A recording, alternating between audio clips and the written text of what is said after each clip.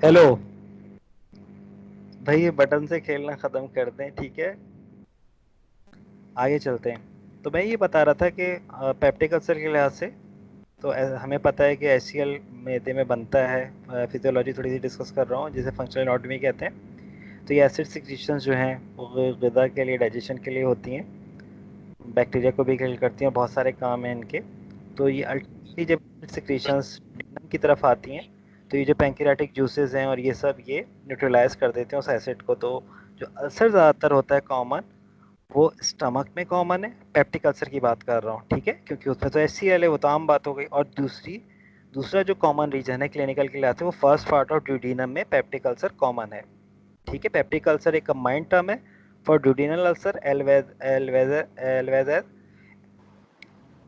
Stomach ulcer. ठीक है, तो स्टमक अल्सर और ड्यूडेनल अल्सर मिला के कहलाते हैं पेप्टिक अल्सर। और ये थर्ड ईयर से फाइनल ईयर तक आप पढ़ेंगे, ठीक है।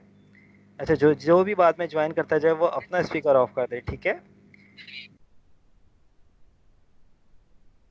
ठीक है, तो फिर हमें ये ओवरऑल पता चल गया कि भाई सेकंड पार्ट में इसलिए अल्सर नहीं होते, फर्स्ट पार्ट तक इसलिए हो सकते हैं क्योंकि सेकंड पार्ट में जो पैंक्रियाटिक जूस है वो बेसिक इन नेचर है, बेसिक होता है, अल्कलाइन होता है, और वो न्यूट्रलाइज कर देता है ऊपर से जो स्टमक से जो सिक्रीशन आ रही हैं, जो कि एसिड ज़ाहिर सिक्रीशन स्टमक की वो मिक्स हुई हुई होती हैं। तो इसलिए ulcer are more common in first part of duodenum as well as stomach itself. ठीक है। अच्छा, अल्सर क्या होते हैं वो फिर क्लिनिकल वाले, पैथोलॉजी वाले भी आपको पढ़ाएंगे, मेडिसिन वाले भी, फिर सर्जरी वाले भी अल्टीमेटली। ठीक है। खैर, पेंक्रियास का मैं बता रहा था कि पेंक्रियास लोबुलेटेड स्ट्रक्चर है, उसके डिफरेंट पार्ट्स होते हैं। हेड है, नेक है, बॉडी है, टेल है। टेल ऑफ द पेंक्रियास जो है वो स्प्लीन के ऊपर इम्प्रेशन समटाइम्स बनाती है, समटाइम्स किसी किसी में नहीं बनाती। तो स्प्लीन की अब बात कर लेते हैं। स्प्लीन की दो सरफेसेस हैं। हाँ हाँ, स्नैपशॉट ले लीजिए आप, अहमद आप भी सीख रहे हैं। खैर, तो हमें ये याद रखना है कि स्प्लीन कोई आपसे पूछ ले कि स्प्लीन कहाँ पे होती है, तो ये लेफ्ट हाइपोकॉन्ड्रियम का कॉमन स्ट्रक्चर है। सेकेंडली कोई आपसे ये पूछे कि इसका लेवल ऑफ रिफ्स क्या है, तो 9 to 11 रिफ्स है। फिर कोई आपसे ये भी पूछ ले, बेटा स्पीकर ऑफ कर दें अगर किसी ने ओपन किया है तो स्प्लीन की हम बात कर रहे थे। तो इसका लेवल क्या है, 9 to 11 rib of the left side, ये याद रखिएगा, ठीक है। 9 to 11 रिब सिर्फ कहा तो उतने नंबर नहीं मिलते, लेफ्ट साइड भी पता होना चाहिए, लेफ्ट हाइपोकॉन्ड्रियम भी पता होना चाहिए। फिर स्प्लीन जो है वो ऑब्लिकली प्लेस्ड है, इसका जो पोस्टीरियर एंड है वो स्मॉल है, एंटीरियर एंड जो है वो ब्रॉड है। बेटा, ये जो आप लोग बातें कर रहे हैं ना, इसका फ़ायदा भी नहीं है बिल्कुल, ठीक है। ये डिस्कशन आप बाद में भी कर सकते हैं व्हाट्सएप ग्रुप पे। तो स्प्लीन की मैं बात कर रहा था। स्प्लीन की दो सरफेसेस होती हैं, एक वो जो डायफ्राम से लिंक है उसे डायफ्रामेटिक सरफेस कहते हैं, एक वो सरफेस जो अदर विस्ट्रा से लिंक है उसको हम विस्ट्रल सरफेस कहते हैं। विस्ट्रल सरफेस पे जो इम्प्रेशंस हैं वो कौन कौन से हैं? एक तो कॉलिक इम्प्रेशन है, वो लेफ्ट कॉलिक फ्लेक्चर के लिए होता है। एक, जुबैर थोड़ा ख्याल कर लें बेटा, ये रिकॉर्डिंग हो रही है, ठीक है, और ये यूनिवर्सिटी की वेबसाइट और HECP के पास भी जाएगी, पता चल जाएगा आपका कितना इंटरेस्ट है पढ़ाई की तरफ। खैर, तो स्प्लीन का मैं बता रहा था कि इसमें विस्टा के इम्प्रेशंस होते हैं। कॉलिक इम्प्रेशन जो है वो लेफ्ट कॉलिक फ्लेक्चर के लिए है। फिर इसी तरह से गैस्ट्रिक जो इम्प्रेशन होता है वो स्टमक के फंडस के लिए होता है। फिर इस तरह से रीनल इम्प्रेशन जो है वो किडनी के लिए होता है। खैर, और किसी किसी इंसान में हाइलम ऑफ द स्प्लीन, वो जगह जहाँ से डिफरेंट स्ट्रक्चर स्प्लीन में जा रहे होते हैं और आ रहे होते हैं, एंट्री और एग्जिट हो रहे होते हैं, वहाँ पे उसके नियरर किसी किसी इंसान के अंदर पैंक्रियाटिक इम्प्रेशन भी होता है। तो पैंक्रियास का इम्प्रेशन क्यों होता है, मैंने आपको बताया था कि जो टेल ऑफ द पैंक्रियास है sometimes produces visceral impression on visceral surface of the spleen. ठीक है, स्प्लीन की आपसे कोई पूछ ले कितनी सरफेसेस होती हैं, दो सरफेसेस होती हैं, एक डायफ्रामेटिक जो डायफ्राम से लिंक है, और दूसरी विसरल जो अदर विसरा से लिंक्ड है। ठीक है। विसरल इम्प्रेशन जो है परमानेंट कौन कौन से हैं? परमानेंट में कॉलिक इम्प्रेशन हो गया, परमानेंट में गैस्ट्रिक इम्प्रेशन हो गया, परमानेंट में रीनल इम्प्रेशन हो गया। ठीक है, समटाइम्स प्रेजेंट कौन से इम्प्रेशन है, तो वो पैंक्रियाटिक इम्प्रेशन होगा। ठीक है, तो ये हमने बात कर ली स्प्लीन की। इसके बाद हम बात करेंगे लीवर की। लीवर जो है, हमें लोब्स के लिहाज से बात करें तो जो लार्जर लोब्स हैं उनमें एक right lobe of the liver है, एक left lobe of the liver है। इसके अलावा जो स्मॉल लोब्स हैं उनमें एक कॉर्डेट लोब है। कॉर्डेट क्यों कहते हैं, क्योंकि कॉर्डा का मतलब टेल होता है, दुम होता है। ठीक है, एक सेकेंड।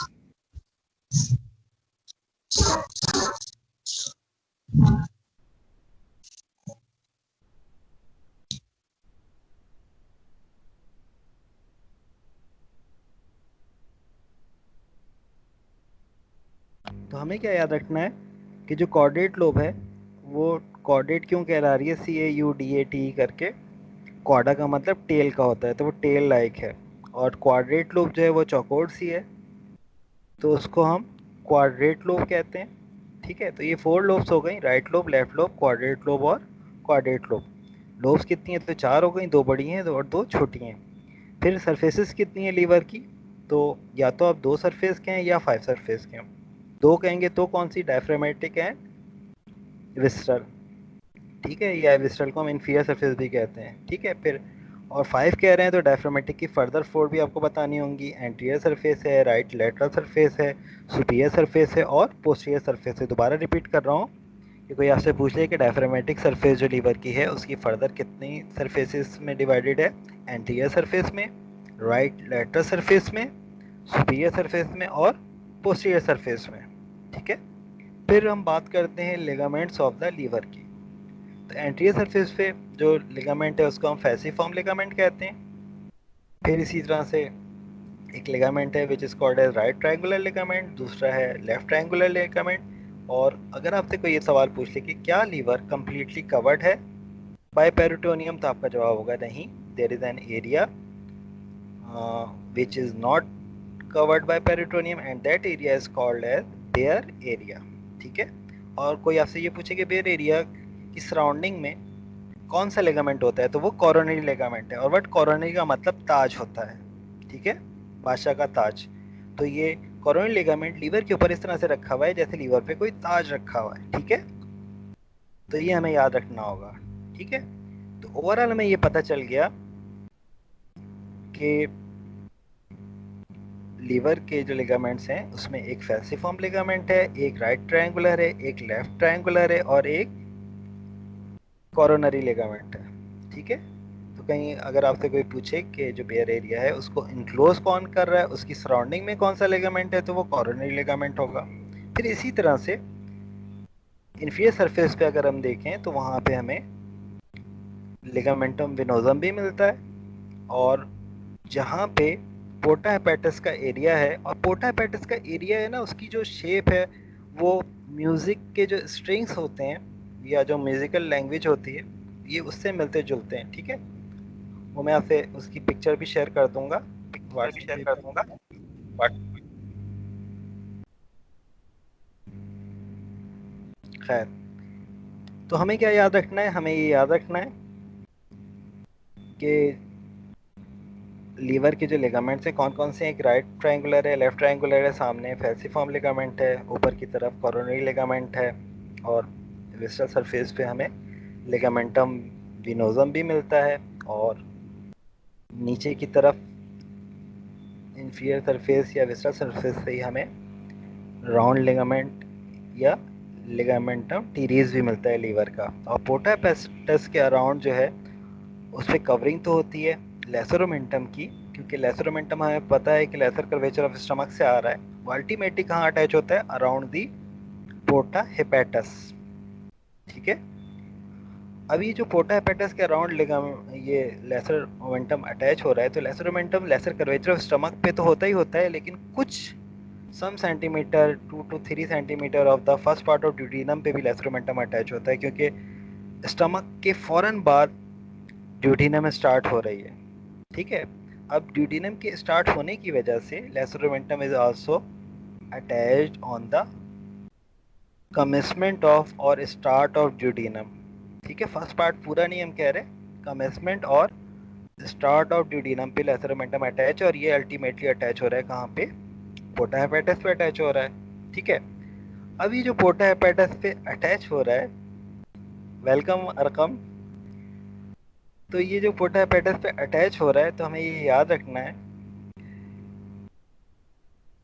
कि इसी लेसर ओमेंटम के पार्ट को हम दो हिस्सों में भी डिवाइड कर सकते हैं। एक को हम कह सकते हैं गैस्ट्रोहेपेटिक लिगामेंट, और दूसरे को हम कह सकते हैं हेपेटो ड्यूडिनल या ड्यूडिनो हेपेटिक लिगामेंट। ठीक है, तो लीवर के लिगामेंट्स में हमने कौन कौन सी बात की, एक फैसिफॉर्म लिगामेंट है, एक राइट ट्रायंगुलर, एक लेफ्ट ट्रायंगुलर, एक कोरोनरी लिगामेंट। ठीक है, फिर विस्टरल सरफेस पे लिगामेंटम विनोसम और राउंड लिगामेंट और लिगामेंटम टीरीज, और लास्ट में मैंने बताया कि जो लेसर ओमेंटम की अटैचमेंट है उसको भी दो में डिवाइड कर सकते हैं। किस किस में, हेपेटोगैस्ट्रिक या गैस्ट्रोहेपेटिक लिगामेंट, इसी तरह से ड्यूडिनो हेपेटिक या हेपेटो ड्यूडिनल लिगामेंट में। लेकिन एक्चुअली ये क्या है, these are the attachments of lesser omentum. ठीक है, तो ये हमने लीवर को कवर कर लिया। फिर इसी तरह से कोई आपसे पूछ सकता है मैकबर्नी पॉइंट क्या है।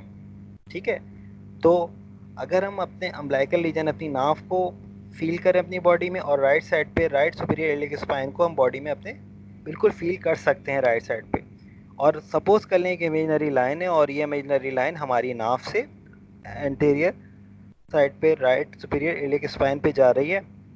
तो इन दोनों के दरमियान जो हम क्या कर सकते हैं, हम इन दोनों के दरमियान जो है एक इमेजिनरी लाइन कर सकते हैं। इस इमेजिनरी लाइन के तीन पार्ट्स को हम डिवाइड करेंगे, एक होगा बिल्कुल मीडियल मोस्ट थर्ड, एक मिडिल थर्ड होगा, और एक आउटर मोस्ट थर्ड होगा। ठीक है, एक सेकंड बेटा रुकिएगा।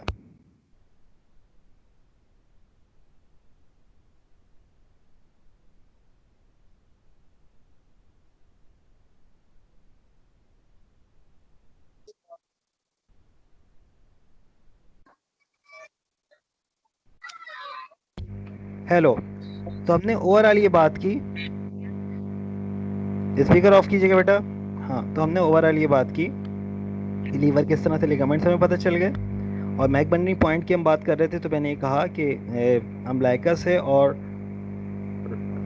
राइट साइड पे एंटीरियर सुपीरियर इलियक स्पाइन है। इसको तीन पार्ट्स में हम डिवाइड करते हैं अगर तीन थर्ड में, तो मीडियल टू थर्ड यानी अंदरूनी जो दो थर्ड है, और बाहर वाले थर्ड का जो मेन पॉइंट होगा, वहाँ पे अगर किसी को शदीद पेट में दर्द हो रहा हो, और वहाँ पे अगर हम हाथ रखें और उसे तकलीफ़ महसूस हो, तो इट कुड बी अपेंडिसाइटस।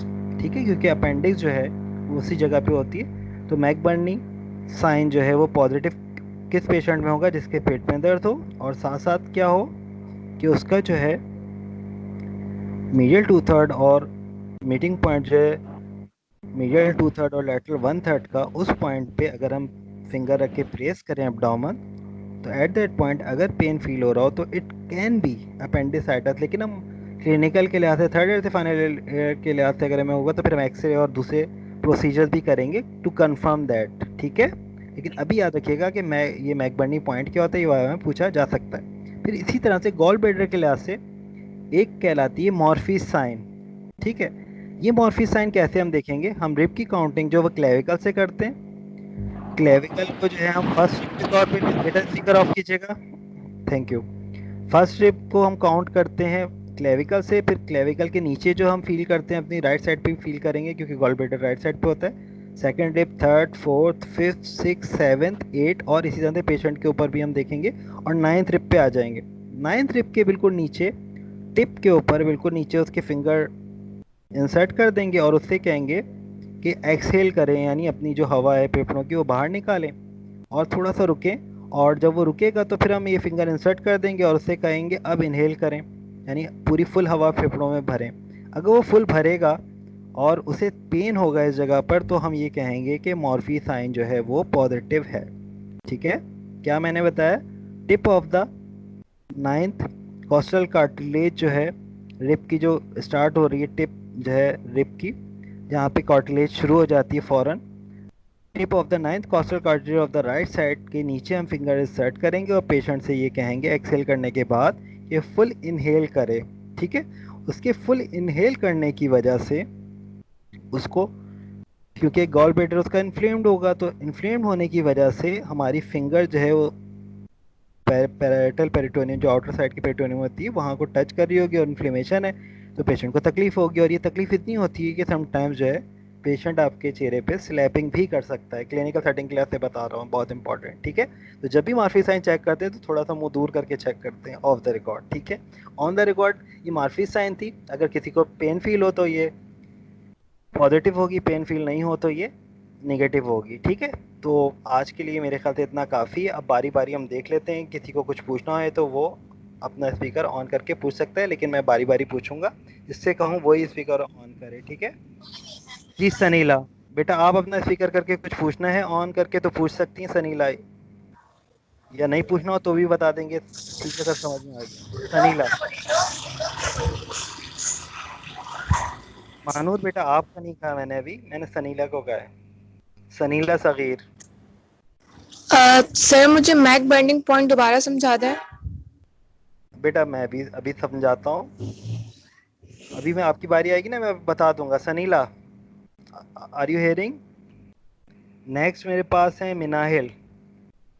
मिनाहिल बेटा, आपको कुछ पूछना है? नो सर, मुझे कुछ इसमें तो नहीं पूछना, लेकिन मुझे वैसे पूछना आज था के कि लेक्चर मीजो। जैसे पूछने हैं वो व्हाट्सएप पे आप पूछ लीजिएगा, ठीक है, अच्छा, जो भी डिटेल है। चले ठीक है, चले ओके सही, okay sir. Okay okay. Varisha बेटा, आपको कुछ पूछना है अभी? Hello Varisha. Yes sir. Sir मुझे लिगामेंटल वेनोजम समझ नहीं आया है। अच्छा, मैं उसकी तस्वीर आपसे हेलो शेयर कर सर। दूंगा। ओके मैं सर। तस्वीर शेयर कर दूंगा तो फिर आप उसको देख लीजिएगा। Okay okay. वापस हम हेलो। हेलो हेलो, सनीला अस्सलाम जी। वालेकुम सर। वालेकुम सलाम। सनीला, कुछ पूछना है आपको? वरीशा, आप अपना क्लोज कीजिए। हाँ सर सनीला, मेरा पूछिए। Sir hello. मैं माइक का सर मैं माइक का ऑप्शन ढूंढ रही थी, मुझे मिल नहीं रहा था क्योंकि मुझे चलाना नहीं आती स्काइप, तो कोई बात नहीं, सीख इसीलिए जाएंगे। मैं लेट हो गई। कोई मसला नहीं, सर आप नहीं, मुझे पूछिए।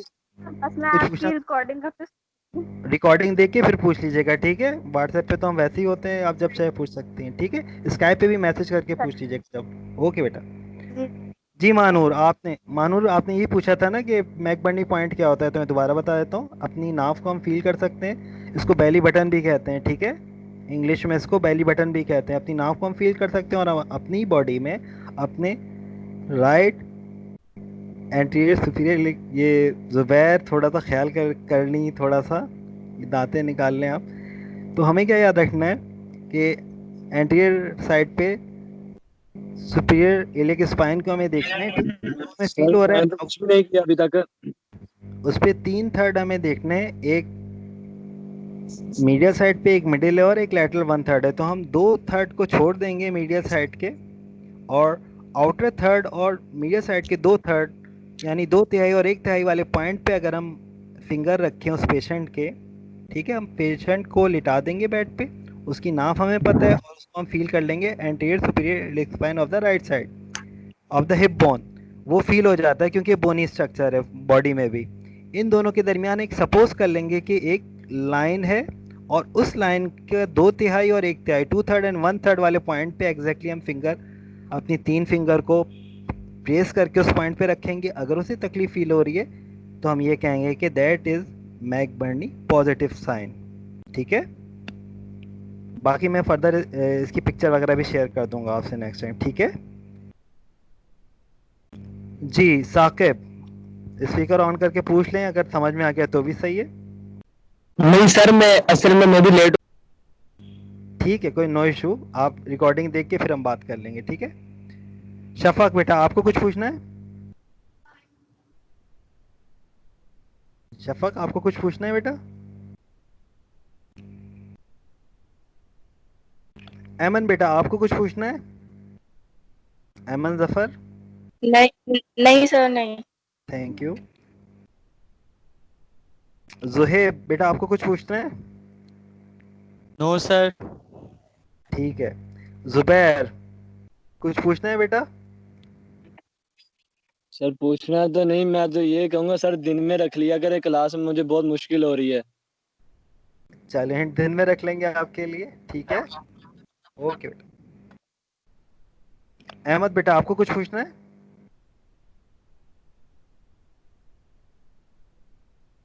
जी पूछिए अहमद। हेलो।